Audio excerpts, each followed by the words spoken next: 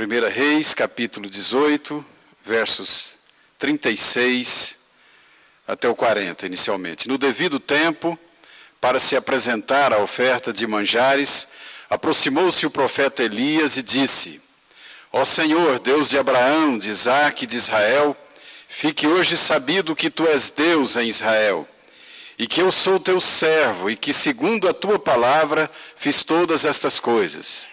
Responde-me, Senhor, responde-me, para que este povo saiba que tu, Senhor, és Deus e que a ti fizeste retroceder o coração deles.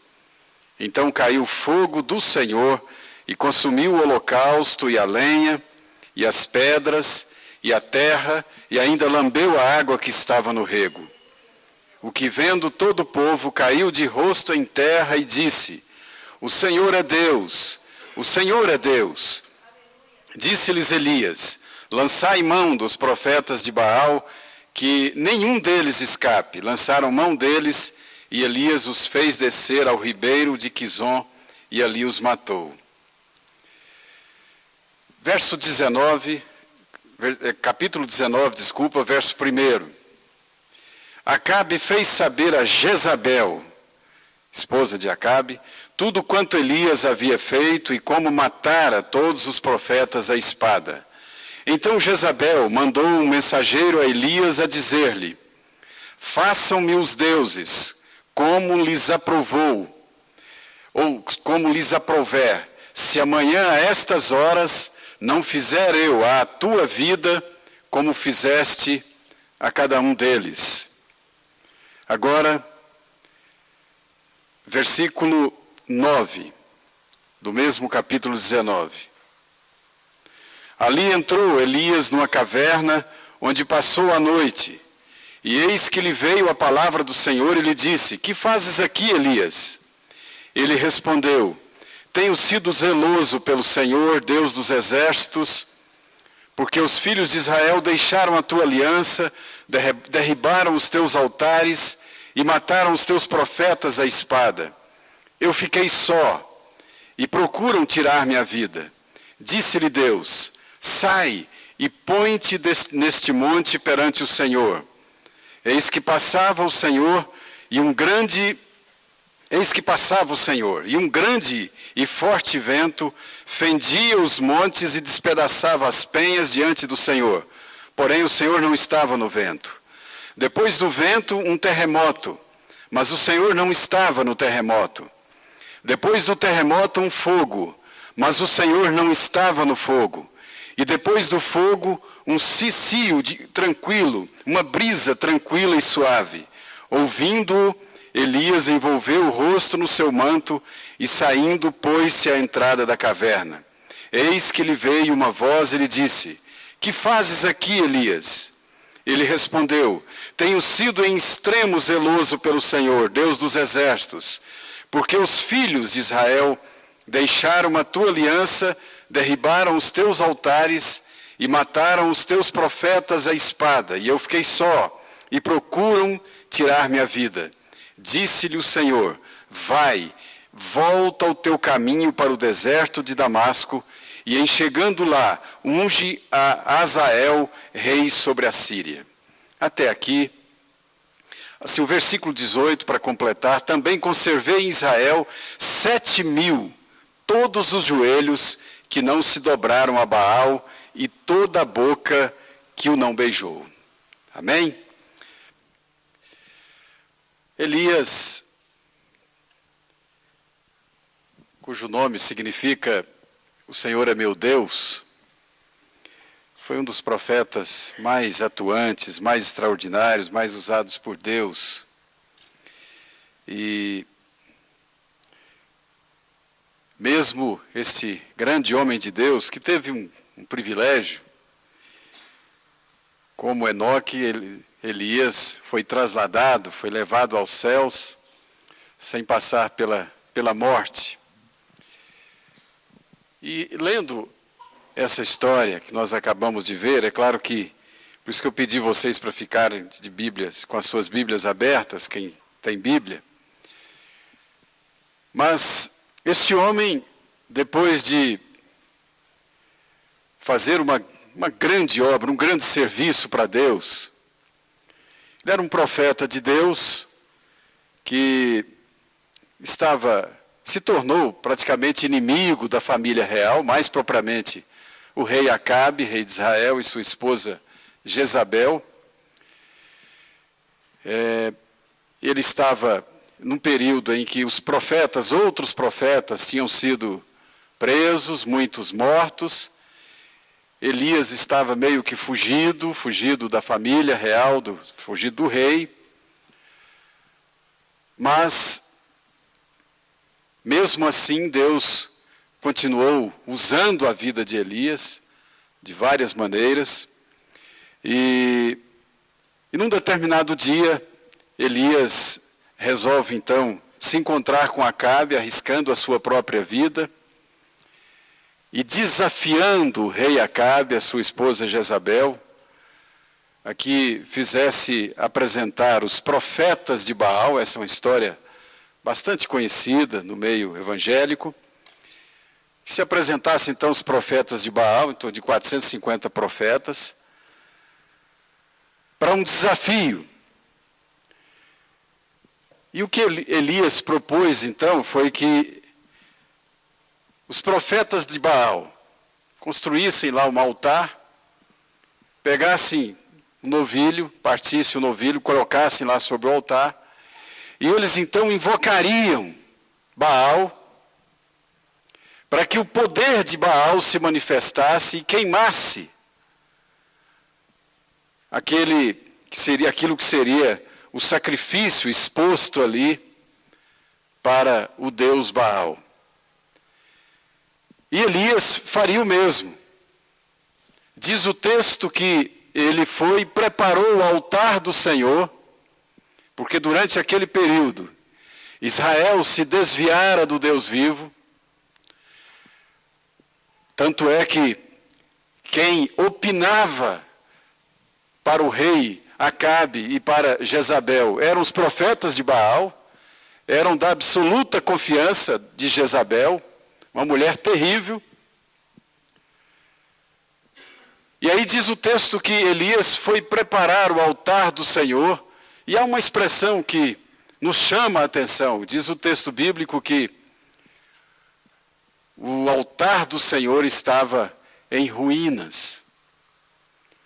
Não tenha dúvida que quando o povo de Deus, e principalmente a liderança, se desvia dos caminhos do Senhor, os altares do Senhor acabam ficando em ruínas. Mas diz o texto que Elias restaurou o altar e fez a mesma coisa, colocou pedaços de um novilho lá no altar e disse que depois invocaria o nome do Senhor. Muito bem, os profetas de Baal colocaram lá o sacrifício, pedaços de um novilho, e começaram então a invocar o nome de Baal, para que então o poder de Baal descesse àquele lugar e o povo reconhecesse Baal como Deus, um Deus verdadeiro.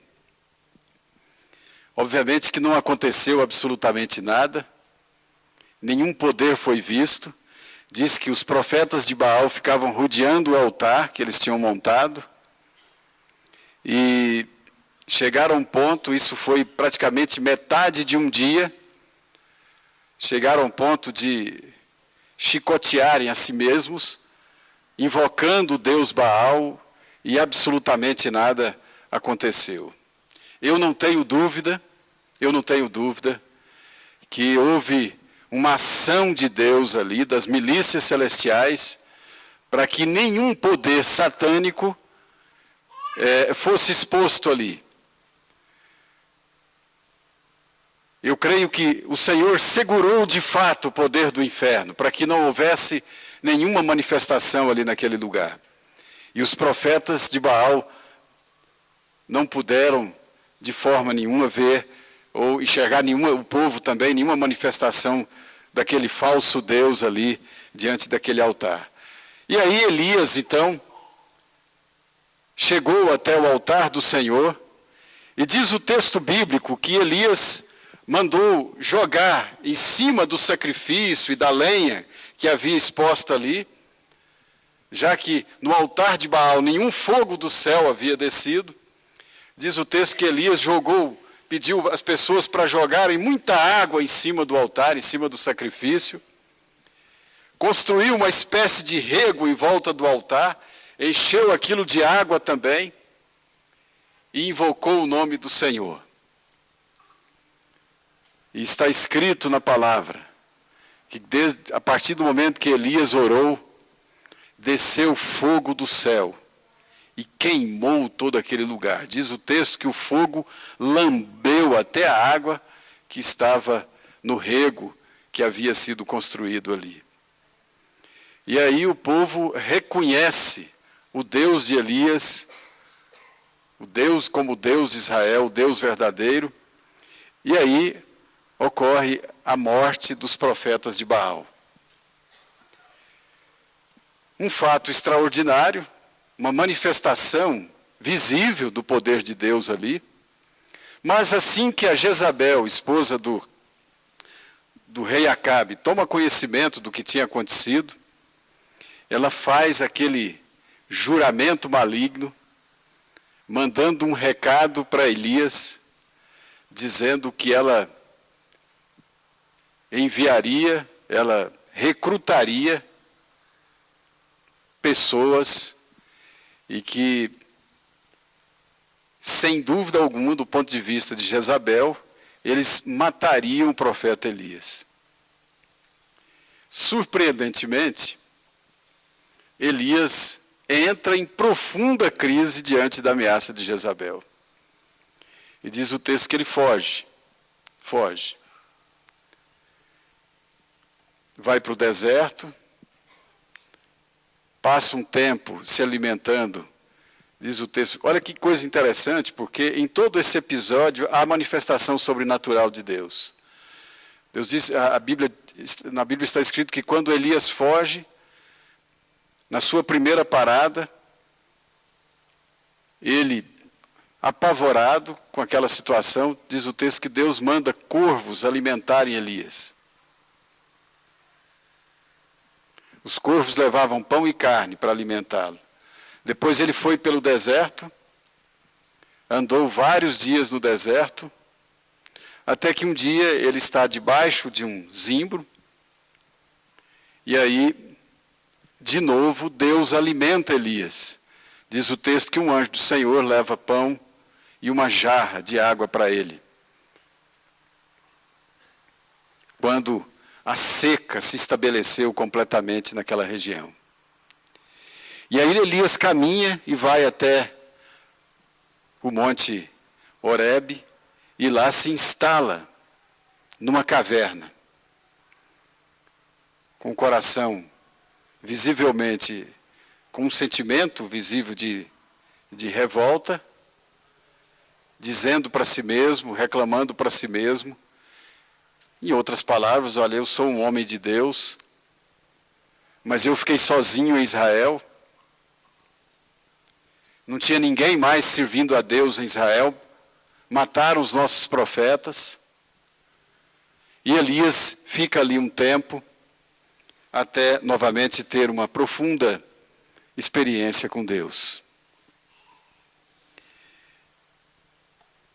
Quando a gente olha para essa história de Elias, a gente chega a uma conclusão simples, e isso, de certa forma, contradiz um pouco algumas teologias que a gente lê e ouve hoje em dia, de que o crente, o verdadeiro cristão, o verdadeiro homem de Deus e mulher de Deus, não passam por crises.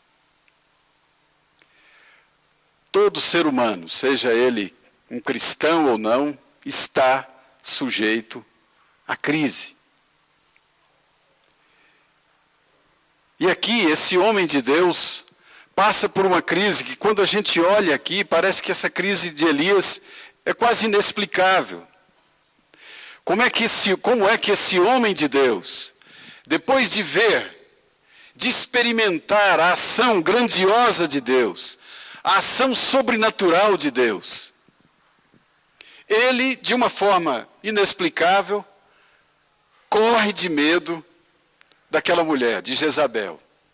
Ora, se o mesmo Deus que estava protegendo Elias, que protegeu Elias durante todo o tempo, protegeu Elias quando ele esteve diante do rei Acabe, esse Deus que Elias conhecia muito bem, e conhecia de forma experiencial, Deus usou tremendamente Elias em várias ocasiões. Como é que esse homem agora foge de medo e vai se instalar numa caverna lá no Monte Horebe? Irmãos, irmãs, eu prefiro falar de esperança do que propriamente falar de crise. Mas, na verdade, eu creio que nós, como pregadores, estudiosos da palavra de Deus, não podemos deixar de reconhecer que essas situações estão presentes na nossa vida, sempre. Os motivos para crises são diversos. E aqui é interessante que, às vezes, as crises aparecem no melhor momento da nossa vida espiritual. Embora às vezes a gente associe a crise com a fraqueza espiritual, quando a gente olha para a palavra de Deus, a gente vê que homens, ou grandes homens, ou homens grandemente usados por Deus, viveram um momento de crise no ápice da sua vida espiritual, da sua comunhão com Deus. Portanto, a crise ou dela, nenhum de nós está isento. E por mais que a gente tente associar a crise à falta de comunhão com Deus, isso não é verdade. Isso não é verdade. O Senhor Jesus disse que no mundo nós teríamos aflições, mas que podíamos ter bom ânimo, porque Ele venceu o mundo. E o mesmo poder que estava em Cristo Jesus está em nós. Portanto, nós podemos também vencer as aflições. Às vezes, quando a crise chega, a gente começa a procurar em nós mesmos os motivos para a crise.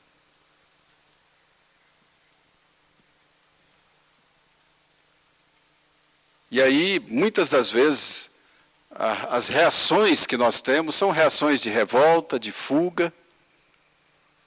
No caso aqui, no caso do Elias, a reação dele foi fuga. E às vezes a gente pensa que pode fugir da crise. Tem gente que para fugir de crises na vida familiar, por exemplo, resolve sair, abandonar a família. Foge. Tem gente que, às vezes, por causa de uma crise na comunidade cristã, tenta mudar de comunidade, mas leva a crise junto, não tem jeito. A fuga da crise não resolve a crise. Não adianta corrermos, porque aonde nós formos, a crise ou as crises, alguma crise, vai estar presente em nossa vida. Eu estava lendo, gosto sempre de olhar uma revista, eu guardo às vezes antigas revistas de escola dominical, e eu tenho uma revista em casa, uma revista da Igreja Presbiteriana do Brasil.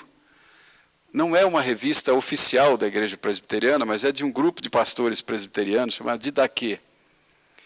E tem uma dessas revistas que eles abordam as crises, tipos de crises que nós enfrentamos. Eles falam lá estudam lá sobre crise de espiritualidade, crise existencial, crise de respeito, crise moral, crise de justiça, crise de tudo, né? Crise de verdade,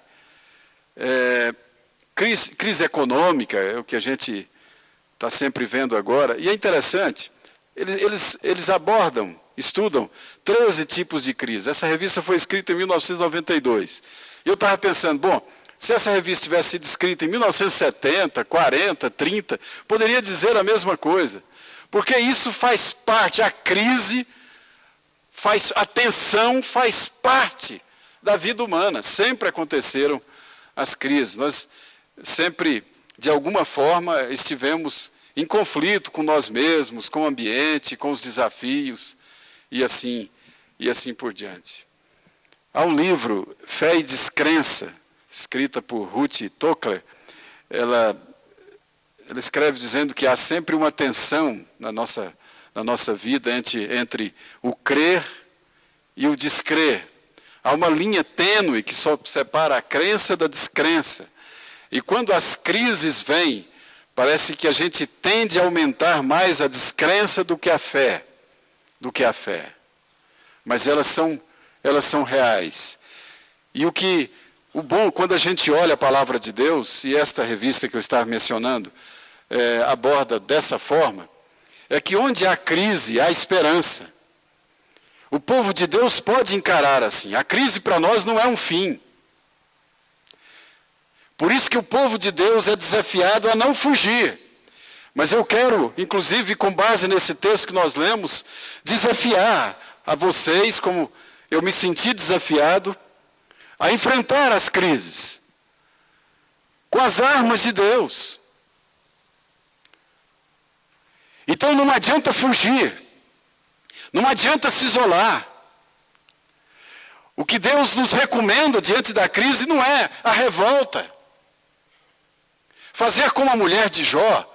Jó passa por uma crise, ele estava no ápice da sua vida econômica, familiar e espiritual, estava muito bem, depois descobre que não estava aparentemente tão bem assim, mas Jó estava muito bem, na sua família, diz que seus filhos eram bons filhos, tinha muita riqueza, tinha muitas propriedades. De uma hora para outra, Jó se vê perdendo tudo isso, perdendo a sua família, perdendo os seus bens. E a reação da esposa de Jó foi: amaldiçoa o seu Deus e morre. Às vezes, irmãos e irmãs, nós queremos fazer assim. Ou pensamos em fazer assim. Achamos que Deus está distante. Não procuramos entender o propósito de Deus na crise. Mas a crise para nós não é uma condição permanente. Então, fugir da crise, amaldiçoar, maldizer, murmurar, não é a solução. Não é a solução de Deus para a igreja, muito pelo contrário. Temos a receita de Deus para vencermos as crises. Então, revolta. Muita gente culpa os outros pela sua própria crise. A gente tem facilidade de culpar os outros. A gente, normalmente, principalmente em crises familiares, é difícil aceitar que você tem responsabilidade não só sobre a crise, mas sobre a solução da crise também. E aqui Elias, olha que coisa interessante, Elias, ele culpa o povo. Dizendo: Senhor, eu fiquei sozinho nessa história, justificando o seu medo, para justificar a sua insegurança, para justificar a sua fuga. Elias diz: eu fiz isso porque eu estou sozinho. Meus irmãos, quando nós estamos em crise, falta percepção da realidade. Muitas vezes nós não interpretamos a realidade como Deus quer que nós interpretemos na hora da crise. Elias estava enganado. Às vezes a gente olha para a igreja e diz: a igreja está em crise. Parece que os crentes fugiram, os crentes acabaram. Mas é bom quando a gente vai consultar a Deus, porque sem dúvida alguma, que a gente percebe à vista de Deus que a igreja é do Senhor. E ninguém vai destruir a igreja de Deus. Ninguém vai destruir a igreja de Deus. E aqui a resposta de Deus para Elias, no final da sua experiência de crise, foi: Elias, além de você, tem mais 7.000 que não dobraram os joelhos a Baal. Nem beijaram a sua imagem. Muitas vezes na crise nós somos exagerados, nós exageramos. Principalmente quando olhamos só para a crise, não olhamos para o Senhor, nem para o seu poder. Quando a gente fica olhando, a gente fica meio que cultuando acentuando a própria crise, ela cresce diante de nós. E às vezes a crise não é tão intensa, mas do nosso ponto de vista, parece que não tem solução, não tem saída. É como se estivéssemos num túnel sem saída. E aí nos desesperamos. Mas o recado de Deus para nós, irmãos, é que a gente não fique na caverna. Não fique na caverna. Eu conheço pessoas que falam de uma mesma crise há anos. Há anos. Pessoas que vivem crises, às vezes crises existenciais, crises pessoais, há anos. E sofrem porque continuam na caverna como Elias. Talvez porque a única voz que essas pessoas ouvem, a única coisa que elas infelizmente interpretam é a própria crise. É a própria crise. Enquanto Elias estava olhando para dentro de si, ele não podia sair da caverna. Não podia sair da caverna. A nossa caverna pode ser muitas coisas. Às vezes a gente não sai da caverna porque a gente não vê a possibilidade, a oportunidade do perdão, da reconsideração. Às vezes a gente não sai da caverna porque a gente não permite que Deus fale conosco aquilo que nós somos diante dele. E aí a gente fica escondido na caverna, preso. A caverna mental, a caverna espiritual, diante de tantas e tantas crises, irmãos, é um ambiente escuro, obscuro. É um ambiente insalubre. E dentro da caverna, a gente só consegue ficar cada vez mais amargo. A gente não consegue ver a luz do dia se a gente não sai da caverna. Quantas e quantas pessoas estão assim? Quantas pessoas estão vivendo na caverna, na sua vida familiar, na sua vida matrimonial, na sua vida pessoal? Decisões que não são tomadas. Decisões que não são tomadas. Precisam ser tomadas. E aí vai se vivendo em altos e baixos, porque não sai da caverna. Mas a palavra de Deus para nós, e é interessante porque durante o período que Elias está na caverna, Deus fala com Elias. E aí, olha que coisa impressionante. Durante todo o período da crise de Elias, e isso é fundamental para nós, Deus sustentou Elias com a sua poderosa mão. Sustentou de forma sobrenatural, alimentando Elias, protegendo Elias em toda a sua jornada enquanto ele estava em crise. Meus irmãos, minhas irmãs, por mais que a gente às vezes fique titubeante nesses momentos, o nosso Deus não nos abandona quando nós estamos em crise. Nosso Deus não vira as costas para nós. A palavra de Deus afirma de forma categórica, está escrito de forma objetiva: ainda que o seu pai e sua mãe te abandonem, eu jamais te abandonarei, diz o Senhor.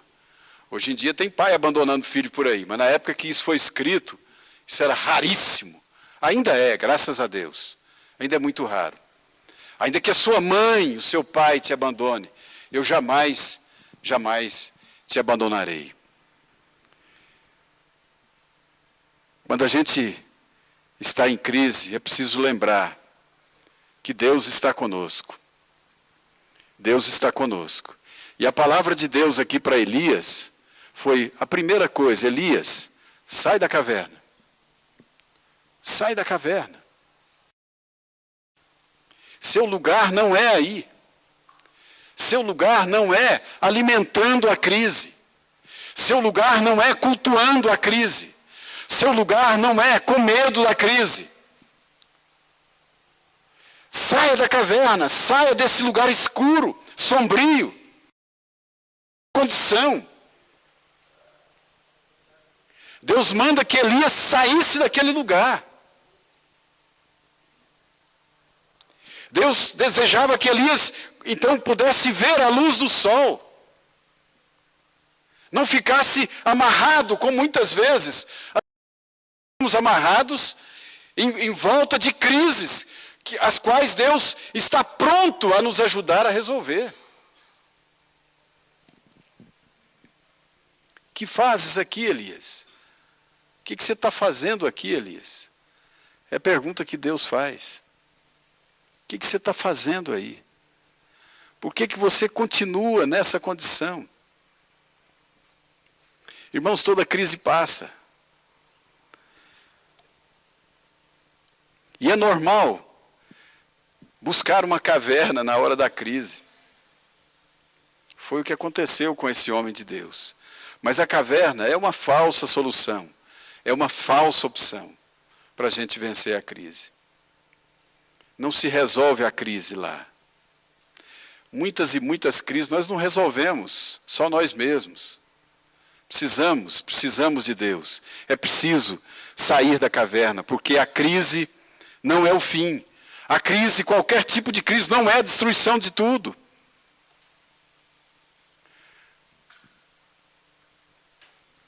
Mas na crise a gente pode também ter grandes experiências com Deus. A crise também pode ser um tempo de milagres. E é isso que a gente vê aqui. É isso que vê aqui. E aí, quando Elias é avisado que Deus vai passar por onde ele estava, que Deus iria abençoá-lo, diz o texto, olha que coisa interessante, diz o texto, Elias ficou aguardando a manifestação de Deus, e a primeira coisa que vem, ele estava no monte, a primeira coisa que vem é um forte vento, derrubando tudo. Capaz de fazer uma fenda entre as rochas. E aí diz o texto que Deus não estava no vento. Depois diz o texto que veio um terremoto. Imagina o sujeito lá dentro de uma caverna, no monte, aí vem um terremoto, acontece um terremoto. E aí Elias deve ter pensado, bom, isso aqui é a manifestação de Deus. Mas diz o texto que Deus também não estava lá. Sabe por quê, irmãos, irmãs? Deus também não estava. Não estava na terceira experiência de Elias. Deus não estava. Até que veio, diz o texto bíblico, que veio uma brisa suave. Uma brisa suave. Passando pelo rosto de Elias. E Deus estava na brisa, diz o texto bíblico. Mas, na verdade, o que isso significa para nós é que, no momento da crise, o que vem de Deus para nós é esta brisa suave. O que vem de Deus para nós é um conforto. O que vem de Deus para nós não é o fogo. O que vem de Deus para nós não é o terremoto. O que vem de Deus para nós não é um vento, não é um redemoinho. O que vem de Deus para nós é uma brisa. É uma brisa que alimenta o coração, que traz calma. É uma brisa que nos alimenta, que nos fortalece. É uma brisa que nos faz respirar. É uma brisa que nos faz perceber que Deus está presente, que Deus cuida de nós. Não é hora do terremoto, não é hora dos ventos fortes, não é hora do fogo, é hora da brisa, é hora da calma. É hora de ouvir a voz de Deus, é hora de experimentar a presença de Deus, que nos liberta da crise, que nos dá força para levantar, que nos dá força para sair da caverna, que nos dá força para sair da escuridão que muitas vezes nós estamos, para enxergar a solução não enxergada antes, para enxergar por onde devemos caminhar, coisa que antes não éramos capazes de perceber. A brisa veio para que restaurássemos, ou que restaurasse a capacidade de ouvir do profeta Elias. E quantas vezes Deus faz isso conosco também.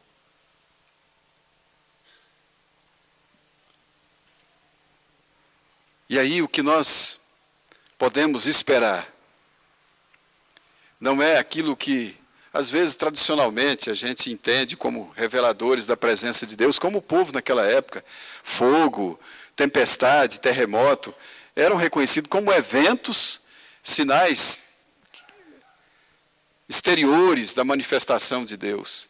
Mas ali Deus vem de forma surpreendente, de forma diferente. E vem, diz o texto, como uma brisa suave sobre Elias. Meus irmãos, minhas irmãs, a resposta de Deus à crise fortíssima que se abateu sobre aquele nosso irmão foi esta brisa que acaricia, que traz alento quando nós precisamos. O nosso Deus é um Deus que nos sustenta no momento da crise.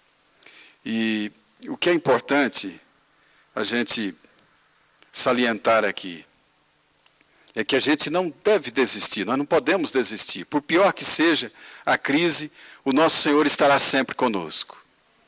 É só olhar para as Escrituras. Por várias vezes o povo de Deus esteve em situações de crise. Algumas crises horrorosas. Mas sempre, a palavra de Deus é aquietai-vos. Na hora da crise nós precisamos ouvir Deus. Não é sair correndo muitas vezes. Não é ficar apavorado. Às vezes a gente se apavora tanto com essas situações que nós nos tornamos incapazes de ouvir. Incapazes de ouvir. Mas é o momento de nós nos recolhermos e esperarmos, suplicarmos a Deus, a misericórdia de Deus, e Ele certamente vai mandar sobre a nossa vida, sobre a nossa mente, esta brisa da sua palavra, do seu aconchego, da sua esperança. Porque o nosso Deus é o Deus que está acima de todas as crises. Deus não nos abandona nunca. Deus não nos abandona nunca. E eu quero concluir dizendo que, como aconteceu com Jesus lá, antes da cruz, no jardim de Getsêmani, eu creio que Jesus, como homem ali, entrou em crise. E Jesus ora ao Pai e diz: Pai, se possível, passa de mim esse cálice. Contudo, faça a tua vontade. Daqui a pouco, Jesus estava dizendo para o Pai uma expressão que um dia nós vamos dizer, ou pelo menos poderemos dizer. Porque ainda que a gente esteja vivendo uma crise, ou vivendo uma condição que vai nos levar à morte terrena, porque todos nós vamos passar por ela, a não ser que Jesus venha antes. Mas mesmo assim, ainda que a morte esteja diante dos nossos olhos, nós não precisamos nos sentir abandonados. Deus estará conosco. Ainda que a gente tenha que dizer: Pai, em tuas mãos entrego o meu espírito. Mas eu estarei entregando o meu espírito ao meu Deus, que é o Deus eterno. E a nossa esperança é um dia, depois de vencermos essas batalhas da vida, as crises da vida, um dia nós estaremos com o Senhor. Para sempre. Para sempre. Portanto, irmãos e irmãs, Eu creio que é importante sempre lembrarmos, né? Às vezes a gente fica falando de crises e a gente tem a tendência de ser extremamente pessimista. Há várias razões para sermos pessimistas. Razões humanas.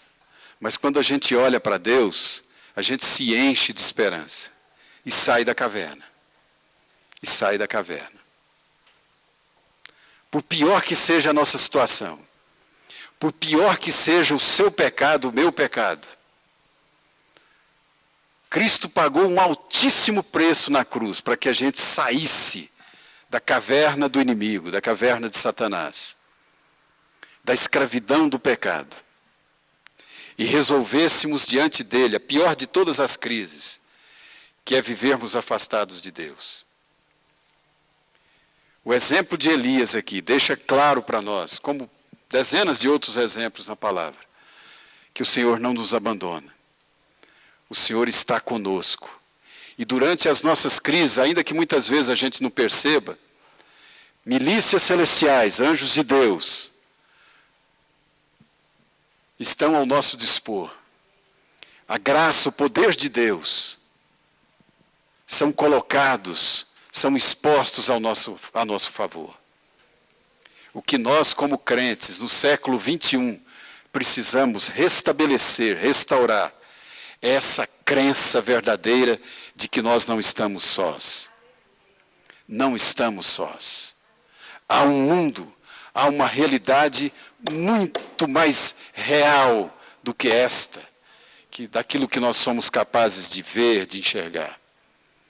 Há uma realidade de Deus.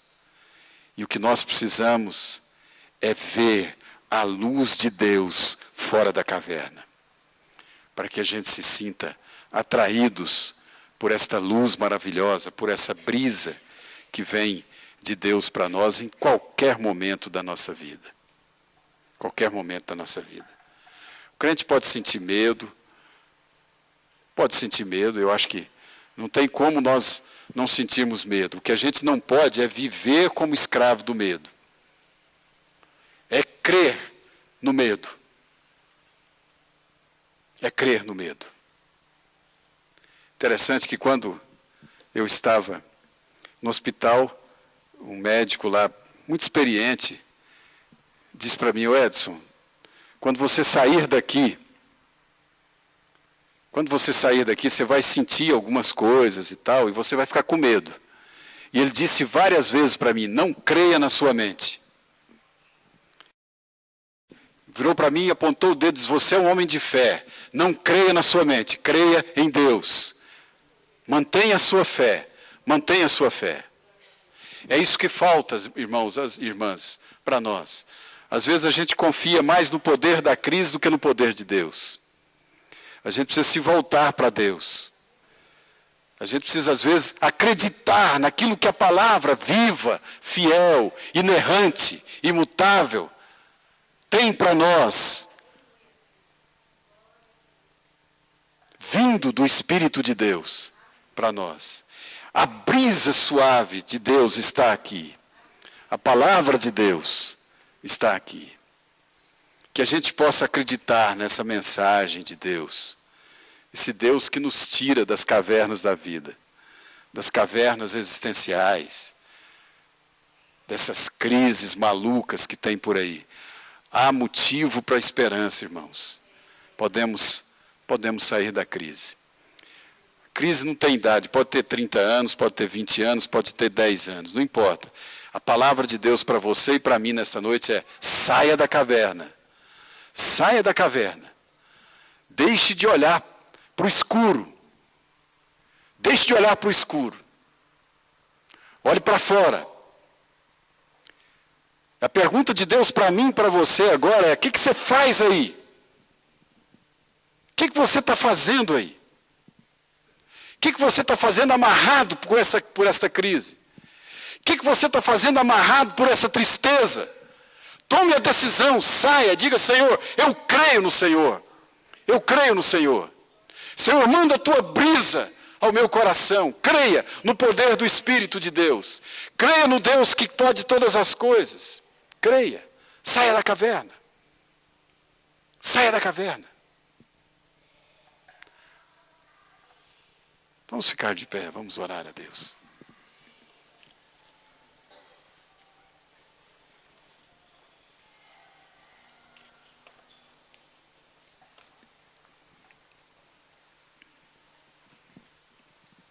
Aleluia.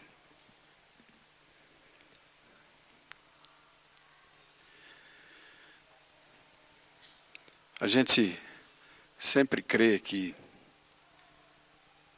o Espírito de Deus tem palavra para nós. Né? Às vezes a gente não está passando por crise nenhuma. E nem pretende passar. Mas é muito bom saber. É muito bom saber. Primeiro que a gente está sujeito a elas. Mas é muito melhor saber que nós temos um Deus real, vivo, presente, que está acima de toda a crise. Está acima de toda a crise. A palavra de Deus para nós nesta noite é: saia dessa sua caverna. Creia em Deus. Veja Deus agir. Ouça a palavra da verdade. Ouça a palavra da verdade. Deixe de alimentar a crise. Deixe de elogiá-la como grande demais para você. Que você sofre porque a crise é grande demais. Que você sofre porque você está sozinho. Porque você sofre porque ninguém te apoia. Saia desta caverna. Deus, o Deus Todo-Poderoso, está à sua disposição. Os anjos do Senhor acampam-se ao redor daqueles, ou acampa-se ao redor, o anjo do Senhor, daqueles que o temem e os livra. O Senhor dará ordens aos seus anjos a nosso respeito. Saia da caverna. Saia da caverna. Veja a luz de Deus. Veja a luz do sol. Deus está dizendo para você, para a sua vida: haja luz. Haja luz. Saia daí. Saia daí. Vem para cá e ouça a palavra de Deus. Deus tem um propósito. Deus ainda tinha ministério para Elias. Deus ainda tinha serviço para Elias. Aquele homem abençoado. Deus tem um serviço para você. Saia daí. Saia daí. Seja qual for o motivo pelo qual você está lá. Saia. A palavra de Deus para nós hoje é saia. Ainda que não tenha tecnologia, não tenha remédio, não tenha medicina, não tenha nada disso. Deus está dizendo: saia. Saia. Curva a sua cabeça, vamos orar. Pai, obrigado, Senhor, pela tua palavra. Obrigado, ó Deus, porque apesar de toda a dificuldade, de toda a simplicidade, às vezes, ó Deus, que nós temos para retratar a tua verdade, para descrevê-la da maneira como nós gostaríamos de fazer, apesar, ó Deus, às vezes do cansaço, mas, Pai, muito obrigado, porque fica claro para nós nesta noite, ó Deus, de que o Senhor quer que o teu povo aprenda a ter no Senhor poder sobre a crise. Poder, ó Deus, sobre as crises. Que o teu povo, ó Deus, enxergue a possibilidade, ó Deus, de sair das cavernas. Cavernas, ó Deus, que nos prendem, que nos deixam, ó Deus, em lugares escuros. Ó Deus, deixa, ó Deus, sem que a gente veja luz no fim do túnel. Deus bendito, muito obrigado, porque a tua palavra hoje, a palavra do Espírito do Senhor para nós hoje, foi que a gente pode sair desse lugar, a gente pode sair desta condição, a gente pode se livrar desse sentimento. Pai, a gente pode se livrar dessa doença. Pai, em nome de Jesus, muito obrigado, Senhor, porque eu creio, ó Deus, que o Senhor está curando nesta noite. Eu creio que o Senhor está, ó Deus, nos libertando nesta noite, Senhor. Libertando, ó Deus, das nossas cavernas. Deus, eu creio que Há pessoas aqui, ó Deus, que ainda se culpam. Há pessoas aqui, ó Deus, que ainda vivem se lamentando. Há pessoas aqui, ó Deus, que estão, ó Deus, falando a mesma coisa, lamentando a mesma coisa há tanto tempo. E eu creio que o Espírito do Senhor está nos desafiando, está desafiando esses irmãos, essas irmãs, ó Deus, a saírem, ó Deus, da caverna, a verem a luz do Senhor e receberem, ó Deus, esta brisa que acalenta, que traz calma, que traz segurança, que traz confiança, que traz alegria, ó Deus, que traz senso, ó Deus, de utilidade, ó Espírito Santo, que traz ministério, que traz senso de visão. Pai bendito, muito obrigado, porque a tua palavra é a palavra que cura, é a palavra que salva e liberta. Pai, em nome de Jesus, nós te louvamos, nós te agradecemos.